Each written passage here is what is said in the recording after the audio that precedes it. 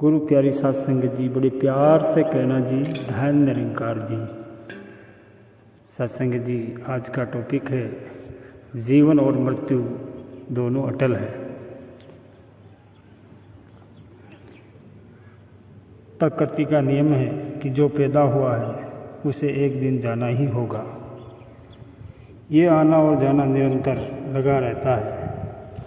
संसार में यही देखने में आता है कि हम जन्म को ज़्यादा महत्व देते हैं और मृत्यु पर दुखी होते हैं। लेकिन सत्संग जी, प्रकृति अपनी चाल से चलती रहती है।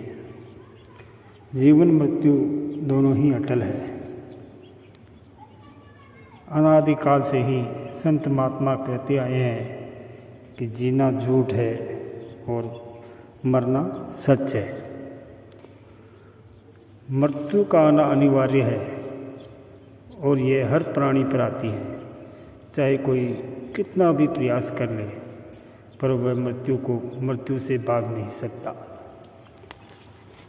यह भी सच है कि सभी को मृत्यु से डर भी लगता है और सत्संग जी, कोई भी मरना भी नहीं चाहता, जबकि मृत्यु की शुरुआत तो उसी दिन हो जाती है जब हमारा जन्म होता है। देखा जाए तो सत्संग जी, जीवन और मृत्यु साथ साथ चलते हैं। हर वह श्वास जो हम ले रहे हैं वह जीवन है, हर वो श्वास जो हम छोड़ रहे हैं वह मृत्यु है। ये 5 तत्वों से बना कंचन जैसा शरीर, जिसे इतना सजाया संवारा जा रहा है, ये एक दिन इन्हीं 5 तत्वों में मिल जाएगा और इसे खोने का डर ही मृत्यु है। क्योंकि सत्संग जी, हमने इस शरीर की एक पहचान बना रखी है और इस पहचान को हम किसी भी स्थिति में खोना नहीं चाहते हैं। जीवन के अंतर्गत जन्म, बचपन, जवानी और बुढ़ापा, ये अवस्थाएं आती हैं। इसके साथ ही इसमें सुख दुख, आशा निराशा, सफलता असफलता, मिठास कड़वाहट, उतार चढ़ाव भी आते रहते हैं। अगर हमने अपने मन में को ठहराव दे रखा है तो ये बातें हमारी समझ में आ जाती हैं।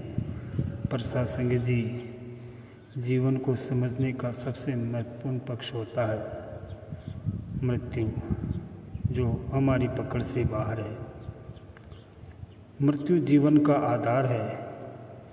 यदि मृत्यु को न समझा तो जीवन को भी नहीं समझ सकते।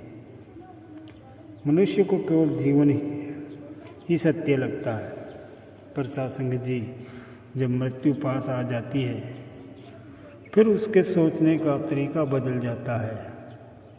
और ये सच है कि मन चाहे कितना भी सोच ले, वह इसका रहस्य नहीं जान सकता। जन्म और मृत्यु एक प्राकृतिक प्रक्रिया है जो नव निर्माण से जुड़ी हुई है। और सत्संग जी, प्रकृति का नियम भी है कि जो इस धरती पर पैदा हुआ है उसे एक न एक दिन जाना ही पड़ेगा।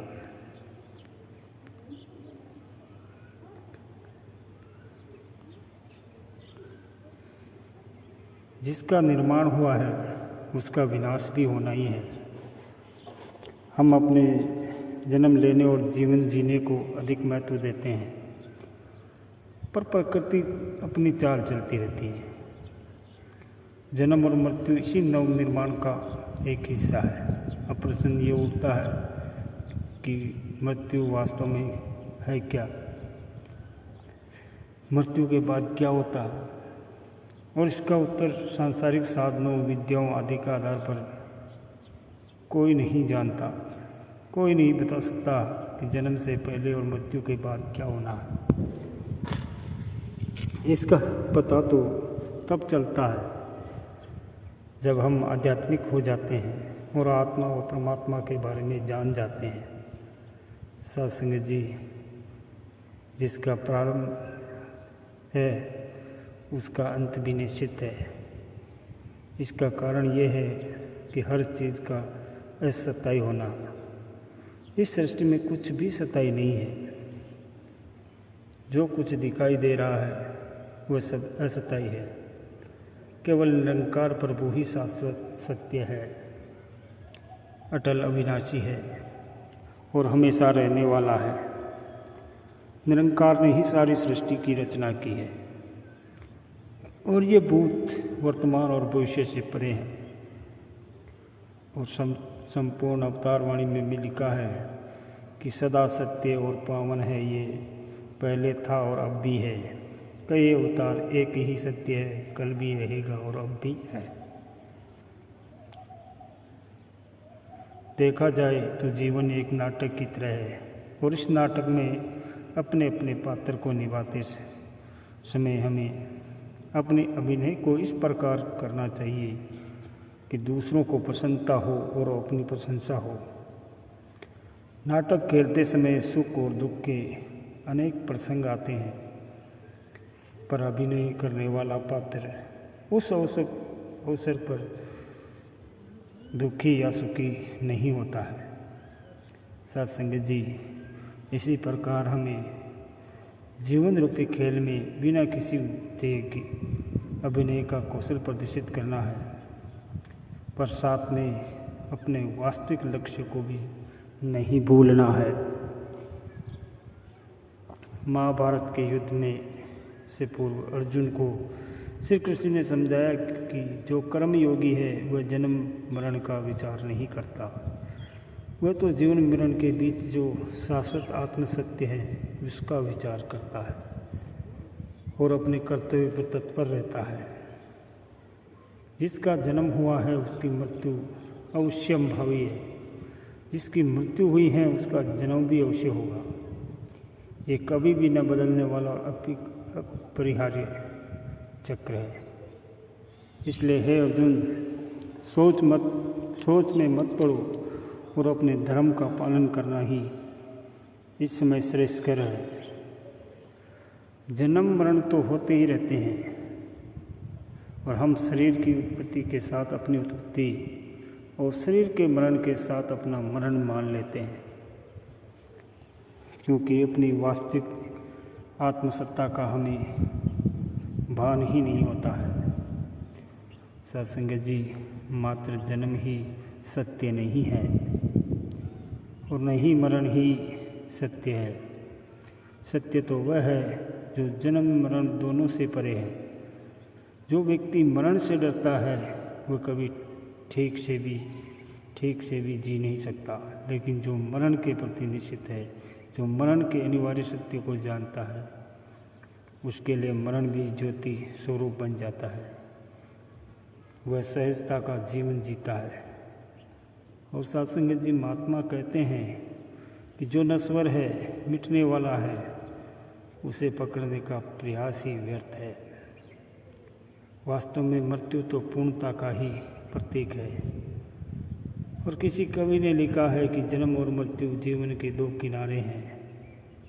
पहला किनारा जीवन है, जहाँ अलग अलग वेशभूषा के लोग अपनी ज़िंदगी के रंगमंच पर अलग अलग किरदार निभा रहे हैं और दूसरे छोर पर जाने का शपथ तय कर रहे हैं। उसी दूसरे किनारे का नाम मृत्यु है। गायत्री का 17वां अक्षर धी हमको जीवन और मृत्यु के तत्व को जानने की शिक्षा देता है।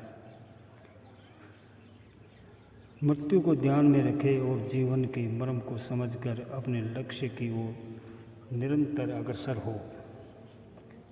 सत्संग जी, जब सतगुरु से ब्रह्म ज्ञान की प्राप्ति हो जाती है तो फिर हमारा मृत्यु का भय समाप्त हो जाता है। हमें पता लग जाता है कि हमारा इस धरती पर इंसानी रूप लेने का उद्देश्य ही यही था कि जन्मों जन्मों से परमात्मा से बिछड़ी इस आत्मा को परमात्मा की जानकारी करवाना है। सतगुरु की कृपा से जब आत्मा को परमात्मा का ज्ञान हो जाता है, फिर ये दो नहीं रह जाते बल्कि एक ही हो जाते हैं और ज्ञान द्वारा जन्म मरण के चक्कर से ऊपर उठ जाते हैं। सत्संग जी, सतगुरु से परमात्मा की प्राप्ति के बाद मृत्यु का भय ही समाप्त हो जाता है। ये रहस्य पता चल जाता है कि हम आए कहाँ से हैं और जाना कहाँ है और जीवन काल को जीना कैसे है। ज्ञानी भक्त जीवन मरण के चक्कर से ऊपर उठ जाता है।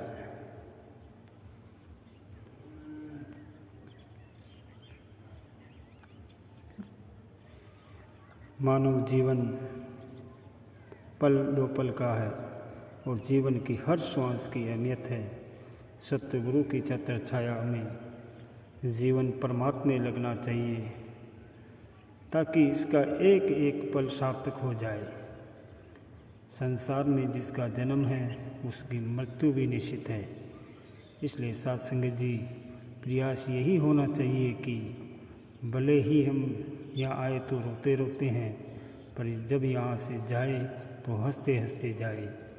जीवन को परोपकार में पूरी तरह समर्पित करते हुए जाए तो हाथ बंदियों की तरह बंधे हुए न हो, बल्कि ऐसे जाए कि सत्कर्मों के कारण पुष्प वर्षा हो रही हो और जय जयकार हो रही हो। साथ संगत जी, बड़े प्यार से कहना जी, धन्य निरंकार जी।